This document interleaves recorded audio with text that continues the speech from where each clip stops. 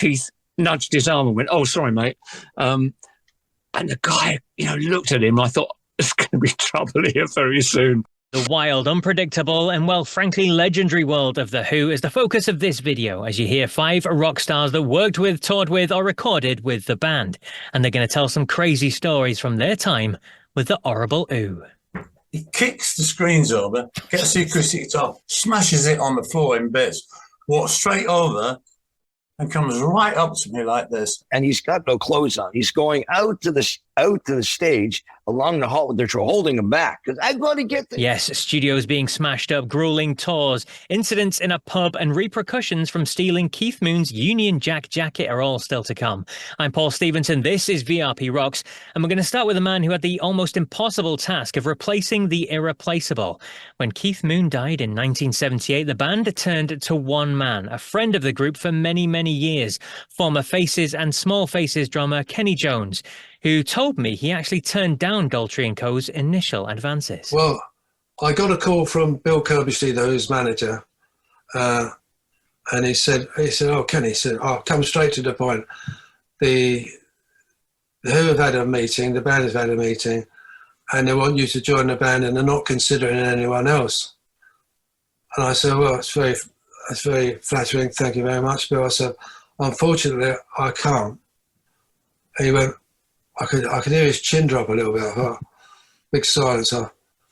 He said, "What do you mean?" I said, "Well, I'm already forming a band with Glenn Johns. I told him all about the band I was doing." He said, "Look, Pete's coming into the office a bit later." He said, "Why don't you come in and have a chat with him?" I said, "I was happy to see Pete." And that was only in Wardour Street, and I was living around the corner. So I said, "Okay." So I met up with Pete a bit later, and we sat there for 2 hours talking about the times that we had good times of touring, and God knows what, laughing and joking, and God knows what. And then Peter suddenly went, "You've got to join the band. You're a mod. You're one of us." Kenny went back to Glenn Johns and the rest of the guys that he was setting up a new band with, and they graciously told him that he couldn't pass up the opportunity. So Kenny agreed, but made one thing clear. I said, "There's no way that I was going to copy Keith Moon. There's no way I could be like Keith Moon. I'm a completely different drummer." And Pete said, "Look, in many ways," he said, we have now a complete chance of doing something, something completely different." So I went, "Okay, great." So that was one of the reasons I sort of went yeah to it as well. But guess what? We never did anything completely different. We did everything completely the same. And we've got some great stories about Keith Moon coming up very soon that you're not going to want to miss. But first, to someone else who knows exactly what it was like to take on the role of the drummer in The Who is legendary session drummer himself, Simon Phillips. He followed Kenny. When Pete popped the question, my first thing was, what about Kenny? Does he know about this? And he said, "Don't worry, we'll take care of that." And I said, "Well, as long as that's cool, then yes, I would love the opportunity." Simon took the drum stool for the 1989 reunion tour. It was the first proper tour The Who had done since 1982, although they had done a couple of one-off shows with Kenny, like Live Aid. Simon, at this point, had already worked with a list of incredible names: Jeff Beck, Mick Jagger, David Coverdale, Frank Zappa, Michael Schenker, Judas Priest, and Peter Gabriel, to name but some. But taking on the touring role with The Who meant an awful lot of work. Not only was it the Who catalogue, or a lot of Who songs, it was Pete's songs, Roger's solo songs, and John's solo songs, plus a couple of blues songs that Roger wanted to do, So it was a lot of rehearsal. Mm-hmm. Yeah. But it was the first show we played, which was in Glens Falls, New York, was 4.5 hours long. We had way too many tunes. So we had to try and take about an hour out of it. So we got it down to 3.5 hours. Those shows were 3.5 hours long. I was like, every night I was exhausted. I bet. It was amazing. And it was an amazing tour. To tour the US and every night getting between 70 and 90,000 people. Incredible. Absolutely incredible. And someone else who can vouch for Simon was Steve Bolton, better known as Bolt. He was recruited for this reunion tour as lead guitarist for the band, and he gives his own take on the preparation for it. So I had to learn about 110 songs, Yeah. one of which was the whole of Tommy, and I had charts all over the floor and everything. So, but it was, and also on top of that, Pete Townshend said to me, he said, listen, he said, I'm not going to be there for the first 4 weeks of rehearsal. Neither's Pete, neither's Roger. So they got a musical director in who didn't like me. He wanted his friend in the band. So it was all these obstacles, you know. And he said, I want you to do your thing over the top of the band, you know. He said, because I love what you do and everything. He said, but because I'm not going to be there, I want you to play the rhythm parts as well. So I want you to cover for me because I won't be there. So I said, yeah, great, right. So not only have I got to learn these songs, which was like on charts, you know, books and books and charts and chord. I can read chord charts, but there comes a point when you don't want to look at bits of paper or like a auto cue. You want to play the songs, you know. So yeah, it's very bizarre. And during these rehearsals came a crazy confrontation with Pete Townshend. I'll tell you one quick story. Yeah, please. The Ox came in. He was the first one to come after their publicity tour of America. So the Ox came in, the loudest bass player in the world, but most softly spoken. And then Roger came in, who's like stripped to the waist, right, my band. But then Pete came in, and it's like obvious that Pete was the boss. So Pete comes in, miserable as fuck, you know, like as he is. And this minion comes down and goes, Pete would like everyone to play the overture from Tommy.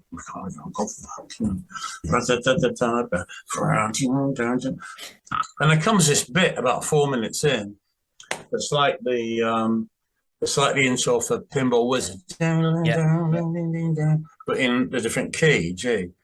So I thought, I know this bit's coming up, and I know what he's told me, right? But they've given him a guitar, and he's in this box with an acoustic guitar. I'm not actually looking at him because I'm too busy trying to figure out what's kind of. So it comes to this bit, and there's a bang, and there's nothing. So I look across the room, and he's like that with his arms folded, and he's looking broken Rickenbackers at me. He's just staring at me. So, of course, I start playing. And the minute I start playing, he kicks the screens over, gets the acoustic guitar, smashes it on the floor in bits, walks straight over and comes right up to me like this. At this point, I haven't got a friend in the room, you know, because everyone's going. And he goes, what the fuck are you doing, man? I said, what do you mean? He said, that's my fucking bit there. Leave me something to do, for Christ's sake. Right, so I thought, I'm not going to take this. So I pulled him gently by his suit lapels. And you know what he said to me? He said, listen, it's my band. I can do whatever the fuck I like. And walked away. And speaking of interesting times in the studio with The Who, iconic keyboard player Rod Argent, Rock and Roll Hall of Famer in the Zombies, of course, and success with his own band called Argent as well. Well, he did some studio work on the band's last album with Keith, the epic Who Are You? And Rod told me this fun story of Keith and a mid-session trip to the pub. I remember Keith Moon was always the person who was there first in the day on time. Right. He would always get there, whatever the start time was. Maybe it was 11 o'clock. I mean, it was in South London at Ramport. I had to come all the way from St Albans and the traffic was pretty bad. So I think it was 11 o'clock. And I'd get there and then Keith would be there and he'd be really quiet and sober. And on about the third day, he said to me, oh, there's nobody here yet. He said, do you fancy popping down the road, you know, around the corner for a drink? And he said, and I said, yeah, okay. And so I started to make off. And he said, I've just got to avoid my minders. He said, I can't stand the fact that they're coming with me everywhere. And anyway, we walked into this really rough pub.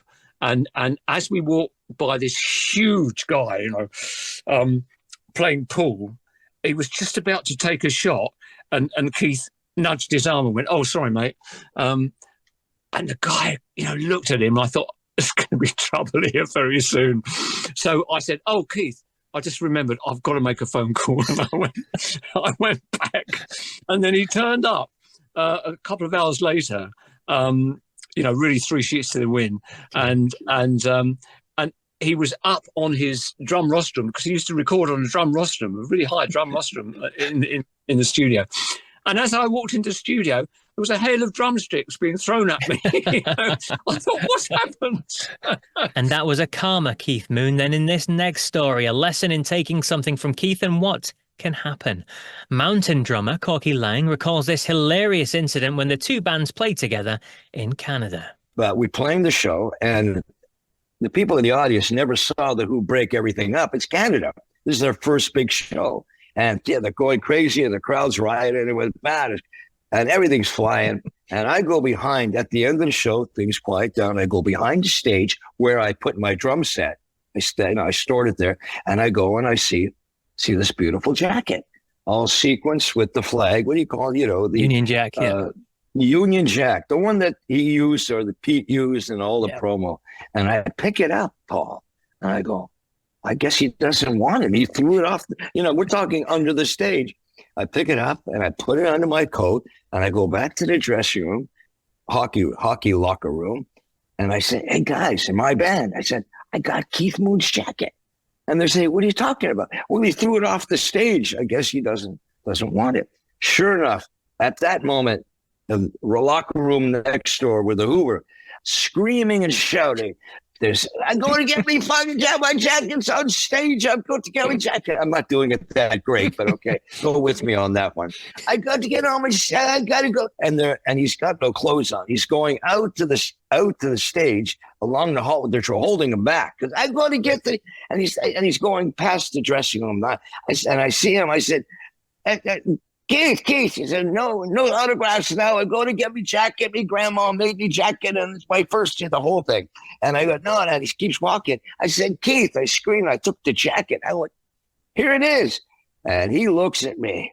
And at that point, I went, what the fuck is he going to do? He comes at me and he grabs me by the fucking coat. And he says, I can't believe it, mate. You got me jacket. You got me jacket. I'll never forget you. And he gives me a great big kiss, as only Keith Moon could do.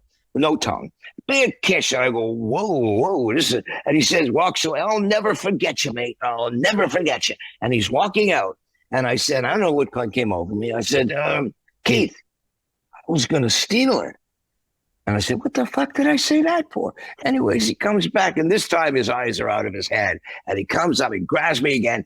But you didn't steal it, did you, mate? You got it back to me. I love you even more. Another big kiss right on the lips. At this point, I thought we had a relationship, Paul. There you go, straight from the horse's mouths. If you want to hear more from Kenny, Simon, Bolt, Corky, or Rod, then there's loads of videos of my interviews with them and hundreds of other classic rock stars that I've interviewed over the years, right here on the VRP Rocks YouTube channel. Make sure to subscribe so you don't miss any future ones.